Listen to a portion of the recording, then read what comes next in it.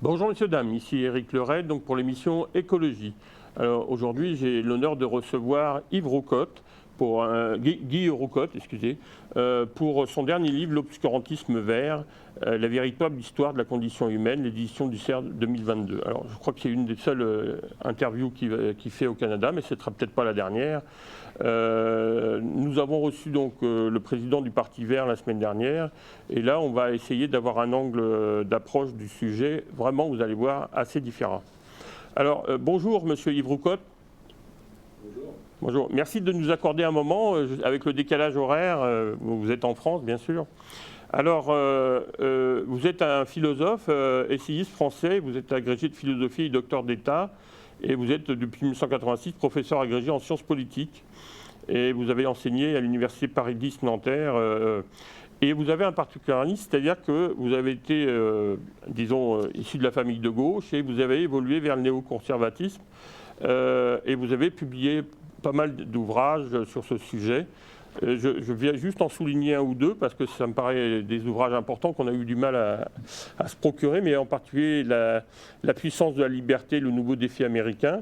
Donc paru aux presses universitaires de France en 2004. Le néoconservatisme est un humanisme. Et les deux ou trois derniers ouvrages qui sont très importants, mais qui font comme préambule à celui que vous venez de sortir, enfin, en tout cas il me semble, c'est La puissance d'humanité et l'Homo Creator face à une planète impitoyable en 2020. Avec bien sûr le bel avenir de l'humanité, la révolution du temps contemporain. Alors aujourd'hui, on va aborder donc l'obscurantisme vert. Alors, vous avez eu quelques interviews qui m'ont inspiré pas mal, mais dans votre avant-propos, vous commencez quand même en disant que le rapport à la nature est quelque chose d'assez problématique depuis le début de l'ère humaine, puisque ce qui est intéressant dans votre ouvrage, c'est qu'on fait vraiment une approche historique sur les plusieurs millions d'années pour montrer que justement disons, le climat a toujours été un élément disons, perturbateur et pas forcément lié à la présence humaine. Donc, vous dites que la nature a offert à l'humanité un atout, la créativité, et vous parlez d'une sorte de triple créativité. Est-ce que vous pourriez revenir sur ça pour commencer, pour introduire le débat, puisque c'est l'introduction de votre livre?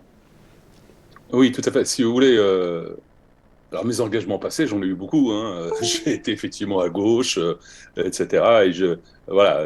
Mais ça n'a rien à voir en réalité avec le fond de ce dont nous parlons aujourd'hui, qui est la question de savoir quelle est la place de la condition humaine dans la nature et pourquoi nous affrontons aujourd'hui une vague obscurantiste sans précédent qui, au nom du climat, qui est en fait une sorte de cache-sexe, prétend mettre en cause les sociétés développées et surtout les démocraties libérales à partir donc de ce climat et met en cause donc toute l'histoire de l'humanité, et plus particulièrement de cette humanité qui a décidé au moment de la révolution industrielle, qui a réussi au moment de la révolution industrielle grâce à sa créativité, à construire des univers absolument formidables qui ont permis à l'humanité de sortir de sa misère, en tout cas une grande partie, et d'en sortir de plus en plus.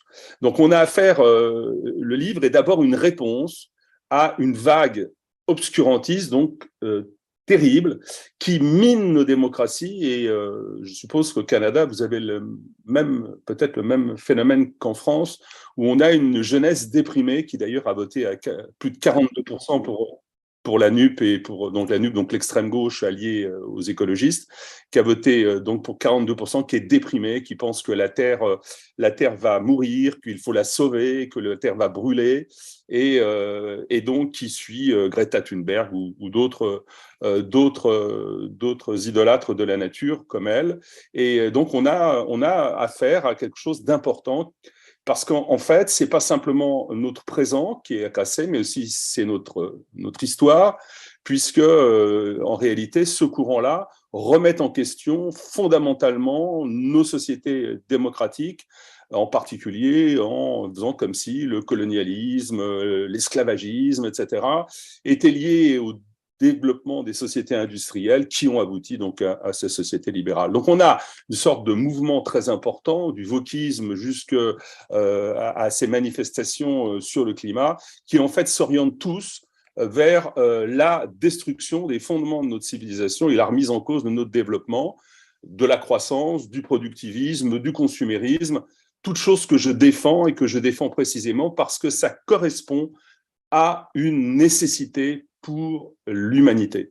Alors, ce serait trop long de développer dans le détail, mais bien entendu, la question du climat est souvent au centre des entretiens que j'ai aujourd'hui, parce qu'on me dit, bon, mais enfin voilà, il n'a jamais fait aussi chaud aujourd'hui qu'hier, tous les centres autour du GIEC et d'autres organismes de ce type-là le disent, et donc, en fait, si vous voulez, la première partie de ce livre, qui en comprend 5, la première partie, c'est la vérité de l'histoire de la planète et de l'humanité depuis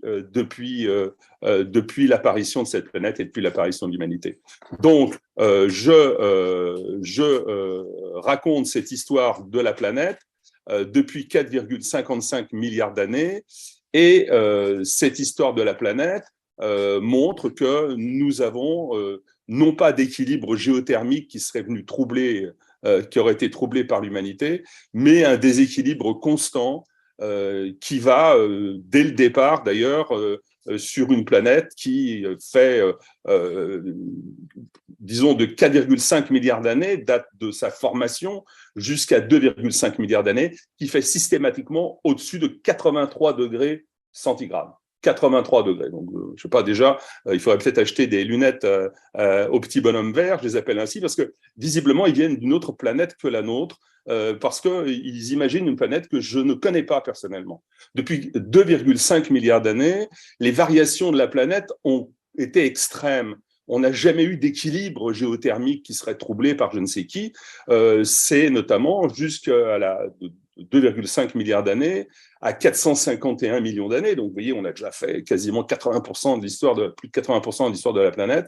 On a des variations monstrueuses avec des réchauffements toujours plus importants qu'aujourd'hui et des glaciations. Songez qu'il y a même 3 glaciations de terre complètement gelée, de terre donc qui d'ailleurs ça fait l'extermination de 95% des premiers organismes vivants et ça va durer après. Donc je saute parce que je ne vais pas rentrer dans les détails dans le livre. Je piste vraiment période par période pour qu'on puisse pas discuter de ces phénomènes de variation de la planète monstrueux.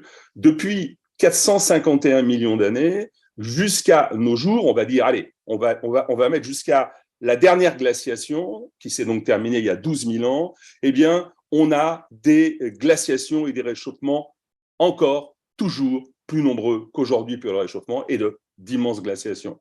Je donne un exemple parmi tous ceux que je donne dans un livre, je rappelle, qui est très court, qui est fait de chapitres très courts, hein, toujours pour que les gens puissent aller vérifier. Je crois qu'ils sont c'est des chapitres plutôt drôles, parce que j'essaie justement d'alléger un peu cette culpabilisation humaine qu'on essaye de faire.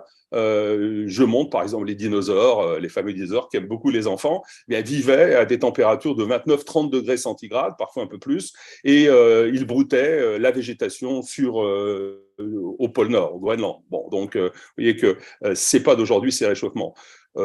J'insiste pas, je saute allègrement, on arrive à l'apparition des premiers humains, en tout cas on les appelle les hominines parce que c'est nos ancêtres, en tout cas c'est les premiers signaux de nos ancêtres. Ces hominines donc apparaissent vers 7 millions d'années à peu près, notre ancêtre le plus âgé dans les grottes qu'on a retrouvé, il a à peu près 7 millions d'années. Donc toutes les espèces d'hominines ont été exterminées par la planète, toutes. Ensuite on a des paranthropes, tous exterminés. Les australopithèques, dont la fameuse Lucie qui est connue, exterminés. Pourquoi? D'abord, mais pas seulement à cause du climat. Parce que justement, la planète varie et bien folle qui s'y fie. Elle varie, elle chauffe, elle refroidit. Il n'y a jamais eu d'équilibre géothermique. Donc on en arrive, vous voyez, avec ce genre homo qui apparaît. Elle apparaît quand? Vers 3,2 millions d'années, ou il y a 2,8 millions d'années, dans ces périodes-là. Le genre homo, il y a 22 espèces du genre homo qui vont apparaître.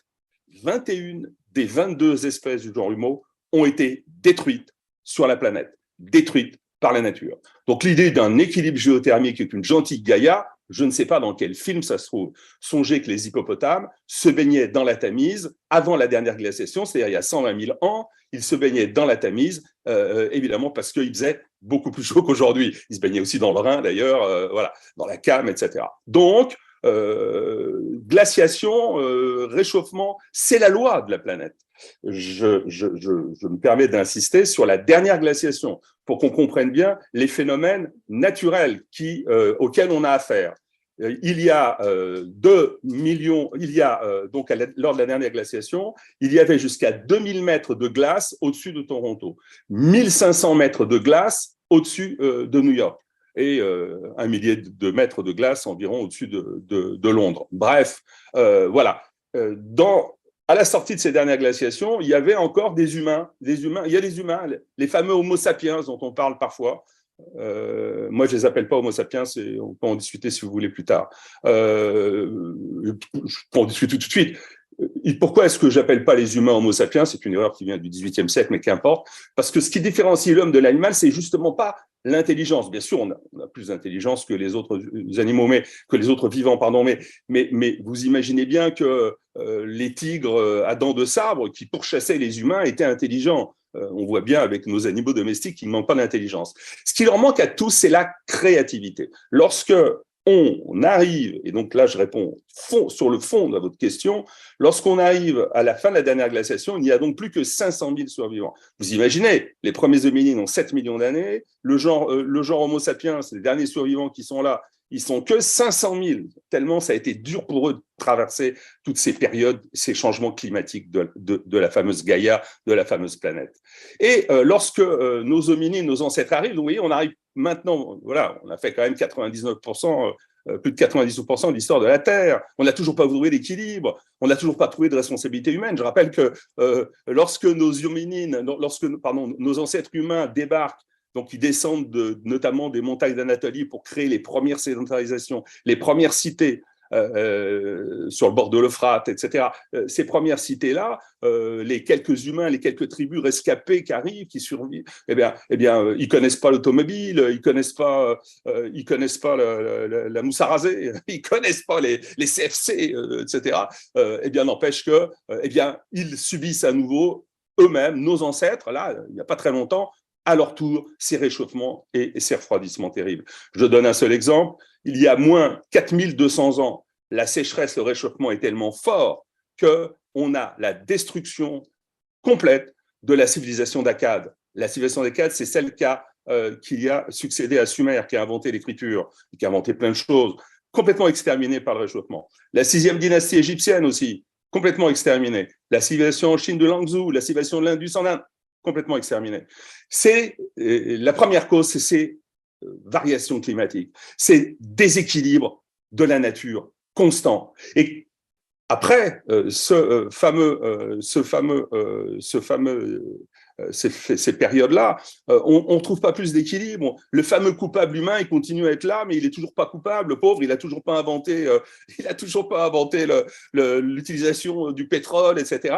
Et il continue à être massacré. Il continue à essayer de résister à tous ces actes violents qu'il subit. Et on va sauter allègrement, on va arriver à 950. Vous voyez, il y a très peu de temps. Le réchauffement est tellement important que les Vikings créent 2 colonies au Groenland, qu'on cultive des vignes dans le nord de l'Europe. Et cela va durer, non pas 10 ans, mais ça va durer presque 3 siècles, en tout cas jusqu'à la Renaissance. À la Renaissance, on a une période qu'on appelle justement plus froide, donc on a un refroidissement qui s'opère, et ainsi de suite. Alors bien sûr, on me dit, j'ai eu un dîner il n'y a pas très longtemps, il y avait 2 huluberlus écologistes de l'écologie punitive, parce que moi je vais rappeler pourquoi je suis un vrai écologiste. Il y a 2 huluberlus de l'écologie punitive qui disent oui, mais ça compte pas, ce qui compte c'est depuis la révolution industrielle. Je leur ai dit gentiment, mais la révolution industrielle, c'est le 18e siècle. Vous écartez comme ça 4,55 milliards d'années. Vous êtes quand même bon dans l'histoire du climat pour dire qu'il n'a jamais fait aussi chaud qu'aujourd'hui. Ils me disent, oui, mais depuis la révolution industrielle, il y a une montée progressive de la chaleur. On nous vend ça sur tous les médias. Et aujourd'hui, il n'a jamais fait plus chaud qu'hier. Alors donc, il suffit qu'il y ait une température un peu forte un jour pour qu'on vous explique qu'il n'a jamais fait aussi chaud qu'hier. Donc, encore une fois, 4,55 milliards d'années n'existe pas. Sauf que c'est pas ce qui s'est passé même depuis la révolution industrielle. C'est qu'en réalité, on découvre le charbon, on découvre donc toutes ces mines, cette exploitation, l'industrie explose. On a au début un réchauffement, mais au début du 19e siècle, on a un refroidissement. Donc, exactement, on a un refroidissement même assez fort, puisqu'on a une montée des glaciers, notamment en Europe, une très très forte avancée des glaciers qu'Emmanuel Leroy-Ladurie a étudié dans le détail, ainsi que les instituts de météorologie. C'est que depuis, attention, c'est que depuis 1850 qu'on a un nouveau réchauffement. Si vous voulez, à moins de considérer que sa date de naissance est un critère pour juger de l'histoire du climat et de l'histoire du CO2 aussi, on peut y revenir, eh bien, il est évident que ce n'est pas sérieux. Les températures montent. Moi, je fais partie des gens qui disent oui, il y a une montée des températures. La responsabilité humaine, si la responsabilité humaine était aussi importante que cela, on n'aurait pas 15 degrés en moyenne sur ce globe, puisque on a eu, je vais donner quelques exemples tout à l'heure, jusqu'à 29-30 degrés. La crise messénienne, il y a 5,9 millions d'années, où il y avait des humains qui étaient là, les hominines, il y avait 29-30 degrés, comme à l'époque des dinosaures. Donc, arrêtez d'essayer de culpabiliser l'humanité. Ça ne veut pas dire que l'humanité ne doit pas faire des efforts. Mais la première chose que je voudrais dire, c'est que la nature, ce n'est pas simplement les variations de climat incessantes et l'inexistence de ce fameux équilibre qu'on nous vend et qu'il faudrait retrouver, parce qu'il n'a jamais existé. La nature, c'est aussi des tsunamis monstrueux qui ont fait, là encore dernièrement, vous vous en souvenez, plus de 200 000 morts. Ce sont des volcans qui tuent aussi massivement des humains. Ce sont des inondations. Moi, j'étais en 1974 au Bangladesh, 1 500 000 morts. Bangladesh, qui est un des pays les plus pauvres du monde, on ne peut pas dire qu'ils aient utilisé l'industrie carbonée à fond à l'époque, etc., etc. La nature, ce sont des agressions perpétuelles. Alors, la vraie question, c'est comment l'humanité a-t-elle survécu? Et c'est pourquoi je dis que la véritable question, c'est pas il faut sauver la planète, mais il faut sauver l'humanité. Et on a une chance formidable, c'est que l'humanité, elle a naturellement une caractéristique, c'est qu'elle est créatrice. Pour ça que j'appelle l'humanité Homo creator. Je l'ai dit tout à l'heure, c'est ce qui différencie profondément l'homme de l'animal. L'humanité, elle construit par sa création, elle construit des modes de vie qui lui permettent de résister à la formidable pression de la nature et aux terribles destructions de la nature. Je rappelle qu'avant les hominines, 99,9% des vivants ont été détruits sur la planète.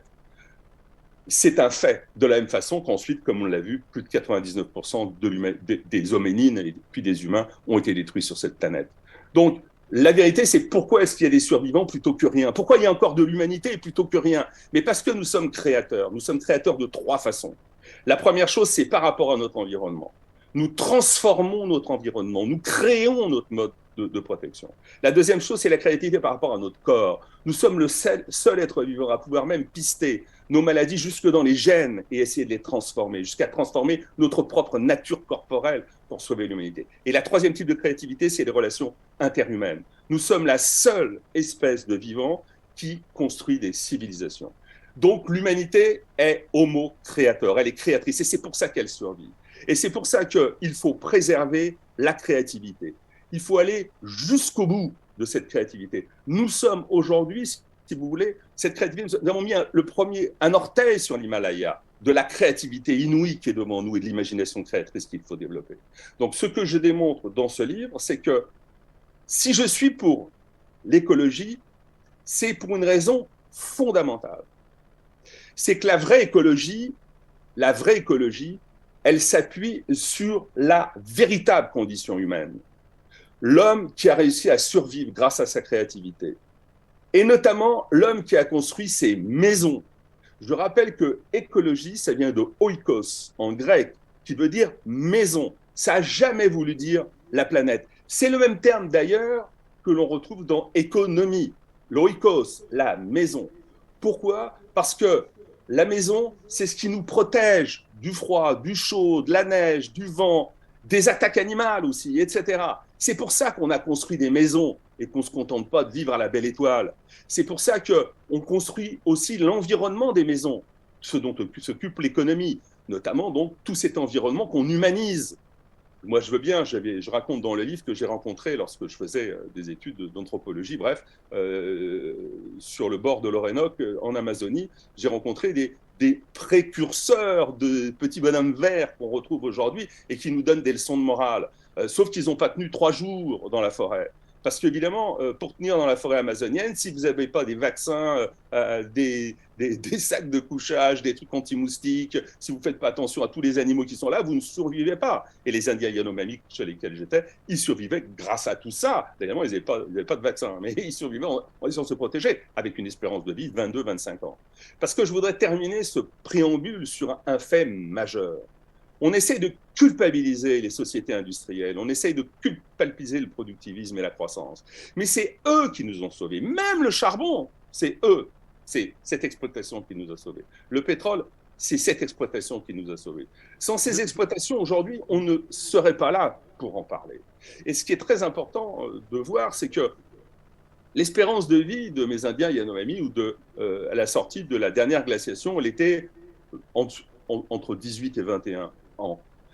Avant la révolution industrielle, donc vous voyez qu'on saute, là, on est au XVIIIe siècle, début du XVIIIe, enfin, ça dépend des pays, mais globalement, on commence dans ces eaux-là, eh bien, elle était l'espérance de vie de 25 ans.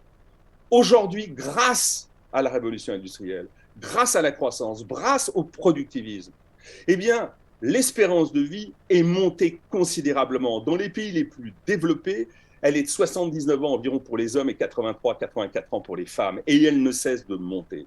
Tandis que dans les pays qui n'ont pas joué encore l'industrie, ou pas suffisamment l'industrie et la croissance, en Centrafrique par exemple, l'espérance de vie est de 52 ans. Dans toute l'Afrique subsaharienne, elle est en dessous de 62-63 ans. C'est un fait majeur.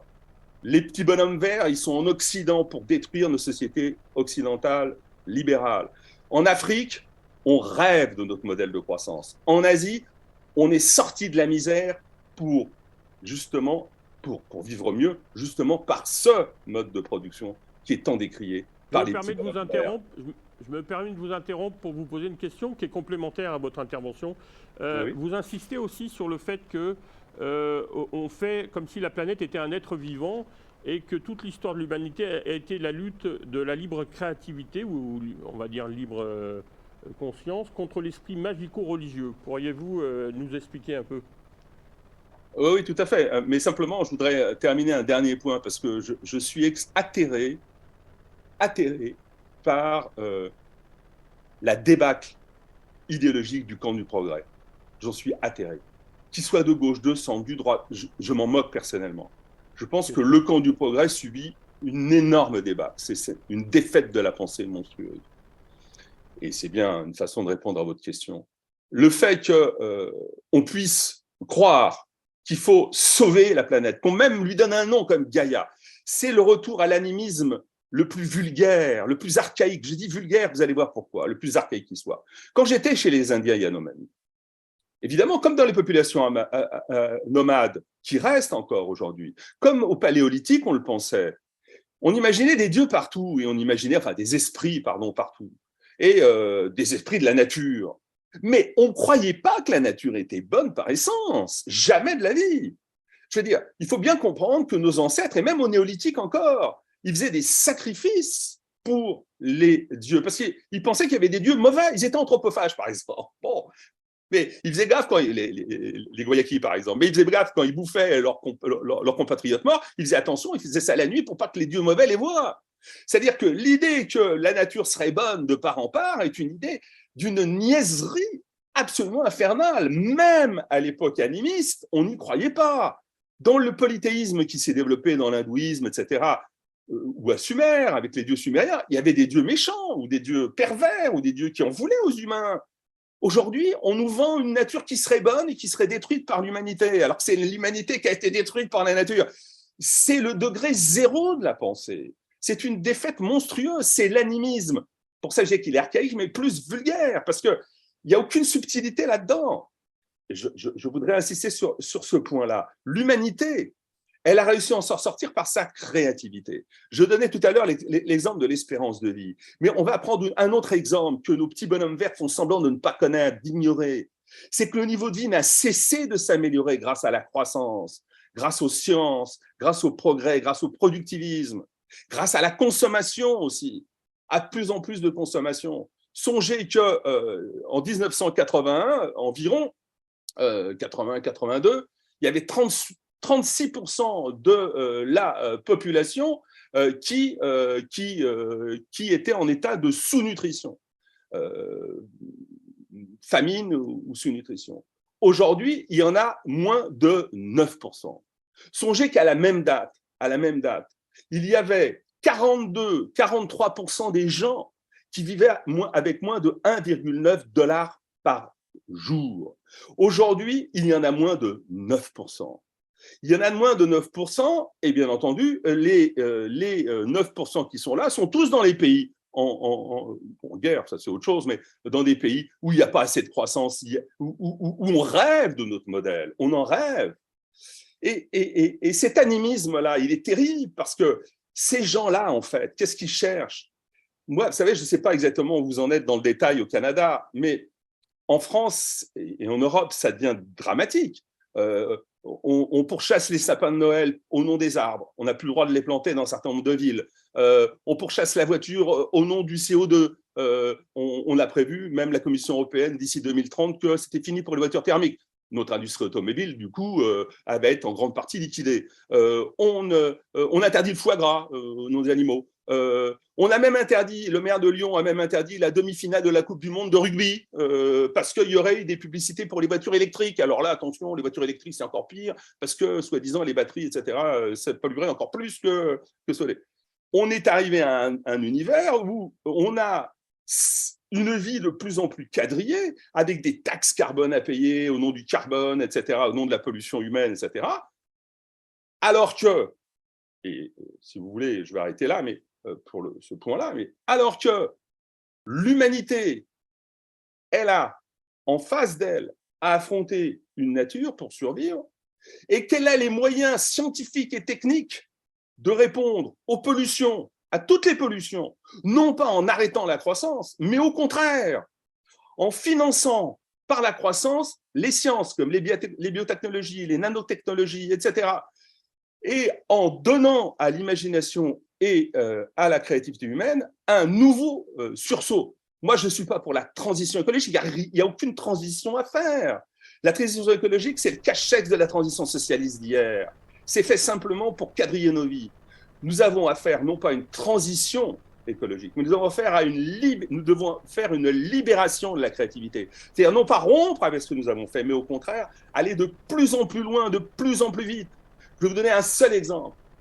On nous parle du CO2. D'abord, première chose, le CO2, c'est pas vrai, c'est un mensonge qu'il ait jamais été aussi élevé qu'aujourd'hui. Aujourd'hui, le CO2, il est de 415 ppm. Alors, les ppm, ça fait peur à tout le monde. 415, oh là là, ça c'est beaucoup, 415. C'est sûr que c'est plusieurs centaines, ça c'est clair. Ça veut dire 0,0415%. Et ça, c'est pas du tout beaucoup. Il faut d'abord savoir que en dessous de 9000 ppm, il n'y a aucun risque pour la santé. En dessous de 4000, on est absolument certain. En dessous de 9000, on a fait des expériences en sous-marin pour voir ce que ça donnait. Bon, si vous restez très très longtemps, plusieurs heures, plusieurs jours, il y a des dangers, mais autrement, il n'y en a pas. Bref, en dessous de 4000, en tout cas, 4000 et 0,4%. Là, on est à 0,0415%. J'insiste là-dessus, parce que, deuxième élément, il y a toujours eu plus de CO2 auparavant hors des glaciations, et même sur 2 glaciations, j'en parle dans le livre, je donne les dates, il y a toujours eu plus de CO2 qu'aujourd'hui. 8 à 17 fois plus de CO2 depuis depuis 541 millions d'années et la dernière glaciation, il y a donc 120 000 ans environ. 7 à 17 fois plus de CO2. Les dinosaures, ils vivaient à 4000 ppm. Donc, vous voyez que, bon, voilà, ils ne sont pas morts. Et nos ancêtres, de la même façon, vivaient à 3000, 4000 ppm.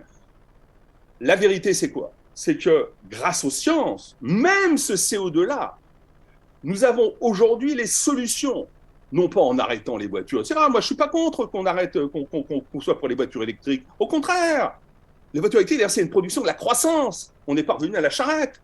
On a développé la productivité, la croissance, etc. Moi, je ne suis pas contre les voitures. Au contraire, je suis pour qu'on avance dans les sciences, etc. Mais concrètement,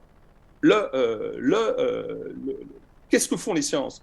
Elles prennent le CO2, et par exemple, ça c'est les nanotechnologies, elles prennent le CO2 et elles transforment ce CO2 grâce à des nanoparticules, par exemple de cuivre, elles transforment ce CO2 en oxygène et en méthane, ou en oxygène et en d'autres énergies. C'est-à-dire qu'en fait, le CO2 devient même une source d'oxygène et d'énergie. Les biotechnologies, elles ont inventé une nouvelle façon de faire de la photosynthèse. Parce qu'on me raconte de grosses bêtises sur la photosynthèse. Elles ont inventé une nouvelle voie de faire la photosynthèse. Parce que vous savez, en effet, les forêts ne produisent pas d'oxygène. Contrairement aux mensonges qui sont diffusés, à l'ignorance crasse qui est diffusée. Les forêts produisent un équilibre neutre du CO2. Parce qu'en fait, et là, les gens qui étudient la photosynthèse, visiblement, ils n'ont pas suivi les cours de CM1 ou de CM2 ou de 6e. La photosynthèse, elle est en deux temps. Le premier temps, on prend du CO2, effectivement, pour faire du sucre, etc. Les végétaux en prennent et ils dégagent de l'oxygène. Mais dans un deuxième temps, elle recrache quand elle meurt, ces plantes. En fait, c'est comme des puits, donc elles ne le détruisent pas. Elle l'utilise et elle recrache, elle ressort dans l'air. C'est pour ça que quand un arbre meurt, tout le CO2 qu'il a pris, il le rebalance dans l'air. C'est pour ça qu'en fait, le bilan carbone est neutre. D'ailleurs, c'est pour ça que quand vous prenez un arbre, vous pouvez le brûler sous votre cheminée et vous allez voir, vous allez produire du CO2. Ben oui, parce qu'en fait, il est dedans. En fait, vous en reproduisez. Tous les arbres morts produisent du CO2. Donc, la forêt amazonienne, par exemple, elle est globalement, puisqu'il y a beaucoup d'arbres qui meurent, d'autres qui vivent, etc., qui naissent, donc elle est globalement en équilibre. Les biotechnologies, elles ont produit un truc génial. Elles ont produit, grâce à des bactéries, alors je décris ça dans le livre en détail, mais de manière drôle, hein, je ne veux pas embêter les gens avec les sciences et les notes, ils peuvent toujours aller voir ensuite les notes. Les biotechnologies, elles produisent par exemple des bactéries qui vont bouffer, qui vont se nourrir du CO2 ou des hydrocarbures, par exemple, pour dépolluer. Mais ce qui est fantastique, c'est qu'elles crachent de l'oxygène, mais elles ne recrachent pas de CO2. Et elles vont nous permettre donc de produire de l'oxygène et des énergies. Et même, on a par exemple une bactérie géniale, on la met dans les hydrocarbures, et, par exemple les pollutions, les fameuses nappes polluantes avec les bateaux qui polluent parfois, etc. On les lâche dans les eaux polluées, elles vont bouffer, elles vont se nourrir de ces hydrocarbures, elles vont balancer de l'oxygène, elles-mêmes, elles vont se détruire, elles vont se transformer et elles vont devenir des protéines qui vont être utilisées par par les animaux marins. Donc, si vous voulez, je donne des exemples, mais dans mon livre, j'en donne plein. Le CO2 n'est pas une molécule diabolique et il faut remercier nos ancêtres d'avoir, grâce au charbon, au pétrole, etc., grâce à toutes ces industries fossiles, de nous avoir permis de nous chauffer, d'affronter le froid, la neige, les glaces, etc. Il faut les remercier de ça. D'ailleurs, entre parenthèses, la première utilisation de ces molécules, elle date de 400 000 ans, quand nos ancêtres inventent le feu. La généralisation de l'invention du feu datant de cette époque-là. Donc, on a effectivement à remercier nos ancêtres et dire à nos savants, à nos écologistes niais, à leur dire, voilà, oui, il faut lutter contre les pollutions, mais parier sur les sciences, parier sur le progrès. Parce que c'est là que se trouvent les vraies solutions. Alors je rebondis, je vous interromps à nouveau. J'essaye de trouver le moment, le silence, mais c'est parfait, c'est exactement ce qu'on attendait de votre présentation de votre livre. Alors je rappelle aux téléspectateurs qui nous suivent que nous sommes avec Guy Roudecotte pour parler de son livre L'obscurantisme vert qui vient de sortir aux éditions du CERF, pour ceux qui voudraient donc continuer la réflexion. Alors, vous appliquez, on va faire un petit résumé de votre intervention rapidement. Vous appelez ça les 3D. Donc, on a bien compris que c'est une réponse globale, vous l'avez souligné, à une idéologie globale. Ça, c'est le premier D, en fait, et ça correspond à ce que vous appelez une défaite de la pensée.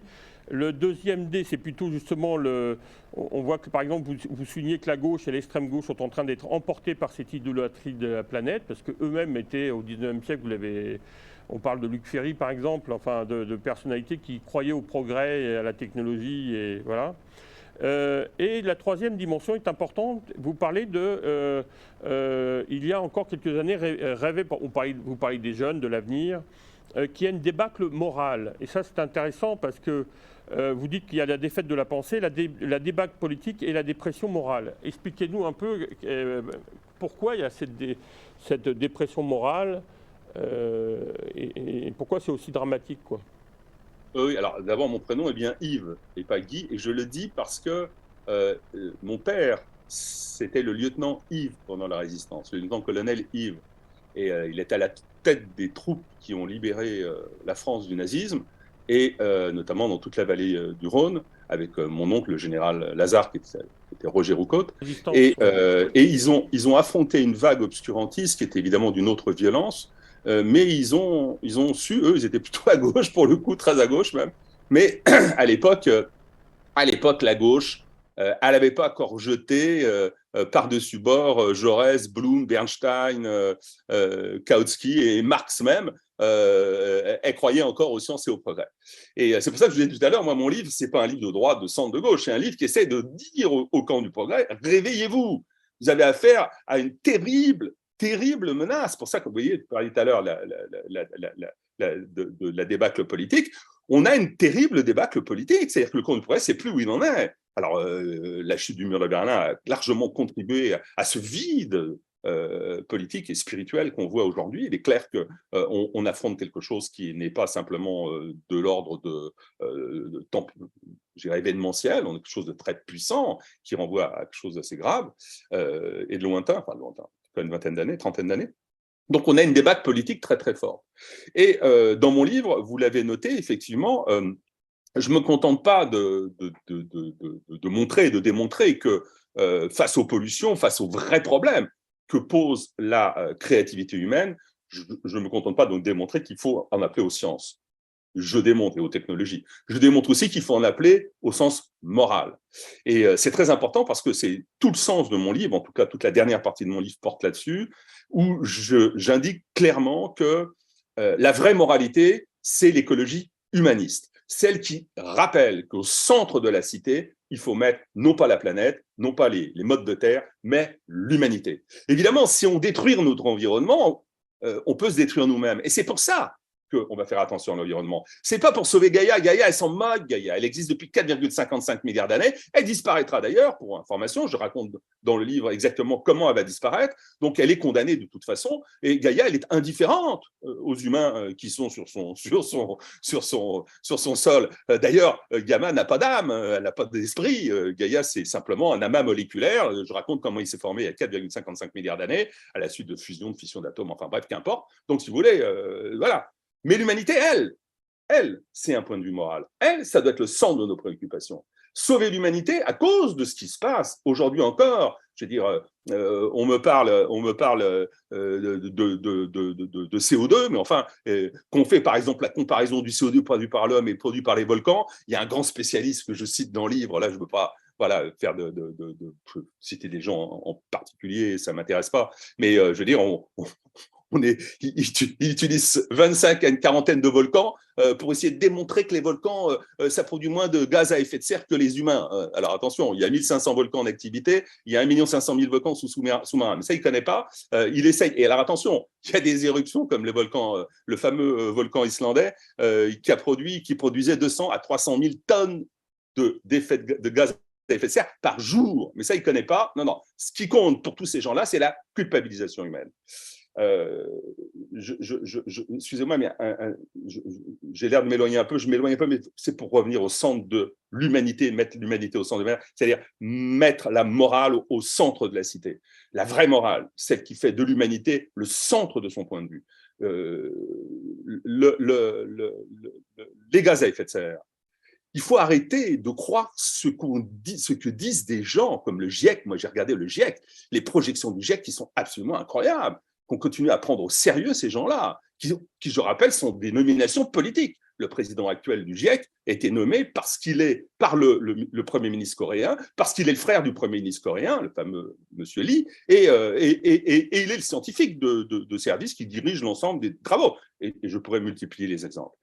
Il faut arrêter de croire ces gens qui nous racontent qu'il n'a jamais fait aussi chaud qu'aujourd'hui. Je viens de les montrer. Que le CO2 n'a jamais été aussi fort qu'aujourd'hui. Je viens de démontrer que c'était faux. Et dans mon livre, je démontre encore plus. Mais il faut bien comprendre encore une chose, c'est que les gaz à effet de serre, de 65 à 80%, c'est pas du CO2. C'est de la vapeur d'eau. C'est pour ça quand on nous dit, par exemple, l'hydrogène, alors ça c'est bien, c'est super, ça empêche les gaz à effet de serre. Non, non, non, il va produire plein, ça produit plein de vapeur d'eau. Et tant mieux d'ailleurs, tant mieux, parce que l'hydrogène, on en a à gogo, donc il n'y a pas de problème d'énergie sur cette planète. Vous le savez, il y en a à gogo de l'énergie. Voilà, il y en a à gogo. Je raconte pourquoi il y a de l'énergie à gogo sur cette planète. D'abord parce que la planète, elle est formée d'atomes et que les atomes, c'est de l'énergie. Les quarks et les leptons, c'est de l'énergie. Donc, c'est pas que l'industrie nucléaire qui s'occupe de cette énergie atomique nucléaire. C'est aussi, par exemple, les nanotechnologies qui produisent indéfiniment sans déchets de plus en plus. Donc, parce que, bref, et sans déchets, je précise. Parce qu'ils partent des atomes, justement, construisent des corps extraordinaires comme le graphène. Donc, je reviens à la morale. Moi, je vais très loin, puisque je critique, y compris, je reprends la Bible, hein, je reprends notamment la Torah, je reprends le texte en hébreu, et je dis que la Bible, elle rejoint les grandes spiritualités, le bon sens et les sciences, sur un constat. C'est que nous devons dominer la nature et assujettir ce qui s'y trouve. Je trouve incroyable que des gens qui se réclament du christianisme, du judaïsme, de l'islam même, qui se réclament des sciences ou qui se réclament même du bon sens, puissent penser que nous devrions arrêter de vouloir dominer cette nature, et notamment la planète. Et pas que la planète. Je rappelle qu'on commence à construire, qu'on commence à aller dans l'espace, qu'on commence à construire des stations planétaires, qu'on commence à penser comment on va pouvoir exploiter le cas échéant des satellites, non seulement, ou d'autres planètes, notre satellite ou d'autres planètes. Donc, l'humanité, elle est créatrice et elle n'a pas de limite à sa créativité. La seule limite, c'est l'humanité elle-même. Ce qui va contre l'humanité, il faut l'arrêter, il faut le réorienter. Et ce qui va pour l'humanité, il faut y aller à fond. Je vous interromps une nouvelle fois parce que là, vous posez une analyse tout à fait fondamentale, il me semble, parce que vous dites que le Dieu de la Bible a mis l'humanité au centre de l'univers. Alors j'aimais que vous expliquiez ça, ça me paraît important, et comment expliquer en fait ce que vous constatez, une sorte de haine de l'humanité, une haine de soi-même, parce que même le commandant Cousteau nous rappelait qu'il y avait peut-être trop de personnes sur la planète. Donc on voit bien que même des symboles très importants du courant écologique avaient une sorte d'anti-humanisme qu'on peut retrouver dans le nazisme, dans le fascisme ou dans le communisme, qui détestait l'être humain, mais surtout qui créait, comme vous le soulignez, une espèce humaine imaginaire et qu'on retrouve dans toutes les idées totalitaires ou autoritaires. Oui, oui, tout à fait. Vous avez tout à fait raison de faire ce parallèle. D'ailleurs, on voit en France la NUPS, quand on voit le groupe d'extrême gauche qui dit lui aussi que le climat est essentiel, fondamental, s'allier à l'Europe Écologie Les Verts en disant qu'il faut contrôler la créativité, contrôler les entreprises, freiner la croissance, la réorienter vers les éoliennes, etc., traquer toutes les industries soi-disant carbonées. Et puis, avec de plus en plus d'États, toujours plus de règlements, etc., il est clair qu'on a quelque chose qui est une idéologie totalitaire, puisqu'elle prétend, au nom de la planète, et c'est logique, puisqu'elle nous transforme en sous-système de la planète, elle prétend au nom de la planète, en fait, eh bien, contrôler nos vies, contrôler toutes nos activités. Alors, vous soulignez tout à fait, avec juste raison aussi, qu'il y a quelque temps, il n'y a pas que Cousteau, le rapport le plus célèbre avant les rapports de GIEC, c'était le rapport Meadows. Le rapport Meadows, il avait été produit, alors c'est le rapport de référence des écologistes punitifs, donc de la fausse écologie depuis 1972. Il annonçait déjà, à cause de l'agriculture capitaliste intensive, à cause de la démographie galopante, tout ça étant lié par ailleurs, eh bien, le rapport Meadows annonçait que nous allions vers une famine monstrueuse sur le globe qu'il avait prévue en 2000. Je rappelle quand même que lorsque le rapport Meadows a été écrit, il y avait 3,7 milliards d'habitants sur Terre. Aujourd'hui, il y en a 7,85 milliards, 7,9 milliards, qu'on ne s'est jamais aussi bien porté, et je vous ai donné les chiffres tout à l'heure, le niveau de vie de les gens qui vivaient de manière encore malheureusement dramatiquement pauvre, il n'était plus que moins de 9%, contre, à l'époque du GIEC, plus de 50%. Donc, si vous voulez, voilà, je sais ça. Et le GIEC, parce que le GIEC, on est toujours en train de regarder le dernier rapport. Mais ce qui est bizarre, c'est que, alors c'est dû sans doute à l'âge de naissance de ceux qui regardent ça, ils ne regardent pas ceux qui étaient avant, qui précédaient. Par exemple, le rapport du GIEC en 2007, il faut les lire. Il raconte que 2007, que d'ici 2020, donc il y a 2 ans, 50% des productions dans les terres fluviales, que les productions interfluviales baisseraient de 50%, que l'Asie allait connaître une grande mortalité, une nouvelle morbidité à cause du productivisme et du consumérisme. Enfin bon, j'en passe, sur l'Afrique, etc. Des élucubrations absolument infernales. Aucune ne s'est réalisée. C'est exactement le contraire. Tous les pays qui ont adopté la croissance, et on revient sur l'Asie, la Chine, le Vietnam, l'Inde, ont vu la famine décroître fantastiquement. Notre mode de production, soi-disant occidental, qui aurait amené le colonialisme et l'esclavagisme, parce que ces gens, en plus, ils ignorent toute l'histoire de l'humanité, où ils font semblant d'eux. Ils ne savent pas que l'esclavagisme, il existe dans toutes les civilisations depuis le néolithique, c'est-à-dire depuis 12 000 ans. Toutes ont connu l'esclavagisme, y compris les grands empires africains, toutes. Le colonialisme, l'impérialisme, c'était une donnée naturelle. À l'inverse, le seul monde, là où l'on a décrété l'abolition universelle de l'esclavage, c'est en Europe, c'est le modèle occidental de production qui a produit la reconnaissance. Au fond, c'était peut-être des humains, tous ces gens-là. Et c'est génial comme progrès, et ça s'est universalisé. Le mode de production occidental, pourquoi est-ce qu'il marche en Chine? Pourquoi est-ce qu'il marche en Inde? Pourquoi est-ce qu'il marche en Afrique, dans tous les pays qui le prennent, en Afrique du Sud, par exemple, de mieux en mieux? Parce que ce n'est pas un modèle occidental, pas plus que la théorie des quantas, qui a été découverte, élaborée par mon maître, Max Planck, le théoricien des quantas, par un maître à penser, et bien pas plus que la théorie Max Planck, qui était allemand, n'est allemande. La théorie des quantas n'est pas allemande, elle est universelle. Le mode de production qui table sur la productivité, la croissance, l'imagination des créateurs d'entreprises, de sciences, d'artistes, etc., c'est un modèle universel, c'est un modèle qui marche. Et il le prouve tous les jours, et tous les jours, ceux qui s'y opposent, on voit que ça ne marche pas. D'ailleurs, puisque vous posez cette question, il est quand même caractéristique de voir que ce modèle est décrié dans les démocraties libérales. Pourquoi? Parce qu'on voit bien que depuis la chute du mur de Berlin, le camp du progrès a baissé sa garde. Le camp du progrès a dû croire que la liberté était devenue dans tous les esprits, que c'était une évidence, que la créativité, c'était une évidence. Ce n'est pas du tout le cas. On a laissé un vide spirituel énorme se creuser. Alors, la jeunesse, par exemple, elle a besoin d'un plein spirituel. Elle a besoin de mission spirituelle. Elle a besoin de croire en son avenir. Elle a besoin d'enthousiasme. Et ça, on l'a perdu. Y compris, c'était le course à l'argent, etc., etc. Mais la course à l'argent, c'est pas un moteur en tant que tel. Ça suffit pas pour combler la spiritualité des individus. Eh bien, la Chine, l'Inde, etc., eux, vous avez remarqué, eux, ils l'ont pas. Il n'y a pas chez eux. Ils ont pas abandonné le modèle.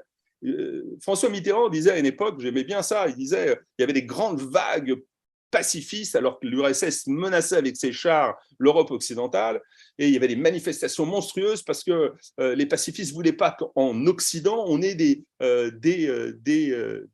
armes que les Américains donnaient d'ailleurs pour lutter pour empêcher l'armée russe d'envahir l'Europe de l'Ouest. Et Mitterrand avait dit une chose géniale, il disait écoutez, les pacifistes sont à l'ouest, les missiles sont à l'est. Aujourd'hui, on va dire très clairement, la croyance au modèle de croissance est en Orient et en Afrique, mais en Orient et surtout, pour l'instant, et le désespoir et la désespérance morale est en Occident. Et ça, je pense que c'est extrêmement grave. C'est pour ça que moi, ce livre, je l'ai fait. Pour ça que toute la dernière partie, c'est pour redonner le principe espérance, montrer à notre jeunesse en particulier que l'avenir est formidable, qu'en réalité, vous savez, tous les humains sont créatifs, je le démontre dans le livre. Là, je l'avais montré dans Le Bel Avenir de l'Humanité aussi, mais le livre Bel Avenir de l'Humanité plus difficile à lire. Celui-là est très facile à lire. J'ai choisi le mode voltairien de Candide pour l'écrire parce que je trouvais ça drôle et finalement plus facile d'accès pour tout le monde, mais tout aussi scientifique. Bref, la créativité, c'est notre mode naturel. Vous regardez des enfants jouer sur une plage, vous regardez des enfants dessiner, ils sont naturellement créatifs. Simplement, et ça, je trouve que c'est un vrai objectif, simplement leur créativité est souvent cassée, broyée, limitée, freinée. Et c'est ça qu'il faut faire, c'est la libération. Ouais. Très bien. Justement, on va conclure cette entrevue. Je vais vous donner le mot de la fin, mais j'aimerais que vous parliez d'une chose. Je vous ai posé la question, mais vous aviez répondu plus ou moins. Mais Dieu de la Bible a mis l'humanité au centre de l'univers. Ouais. Qu'est-ce qui fait qu'on n'est plus au centre de l'univers? Qu'est-ce qui fait que... est-ce que c'est un rejet de la religion? Est-ce que c'est ça dont vous parlez? Est-ce que c'est un rejet de Dieu? Parce que dans le christianisme, c'est Dieu fait homme, l'homme devient Dieu. Donc, est-ce que c'est ce rejet-là dont vous parlez? Oui, alors le christianisme, il y a 1000 interprétations, hein, mais en tout cas, le fondement du christianisme, c'est l'humanisme. C'est quand même l'humanité, on le met là, dominée, assujettie, c'est ce qui s'y trouve. La Bible ne le dit pas une fois, hein, elle le dit 10, 15 fois, hein, et voilà, elle le dit tout le temps en réalité. Donc, ça devrait même être un lieu commun en raison de notre histoire à nous. Le problème, alors après, il y a des interprétations du christianisme qui sont aussi diverses que du judaïsme, que de l'islam, etc.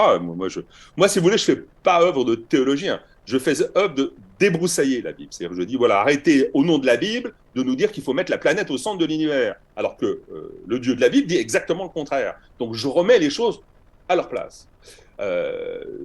Je pense profondément que, puisque la jeunesse, essentiellement, c'est elle qui est à l'avant-garde, malheureusement, de l'arrière-garde, de ce recul de la pensée en Occident, mais surtout en Europe d'ailleurs, parce qu'aux États-Unis, en fait, ils s'en moquent aux États-Unis. Vous savez, aux États-Unis, on peut vous signer ce que vous voulez, on peut vous signer même le protocole sur l'ozone. Ça, c'était quand même le protocole de Montréal, puisque vous êtes à Montréal, c'était quand même la plus grande rigolade qu'on puisse avoir. Quand même. Je veux dire, c'était...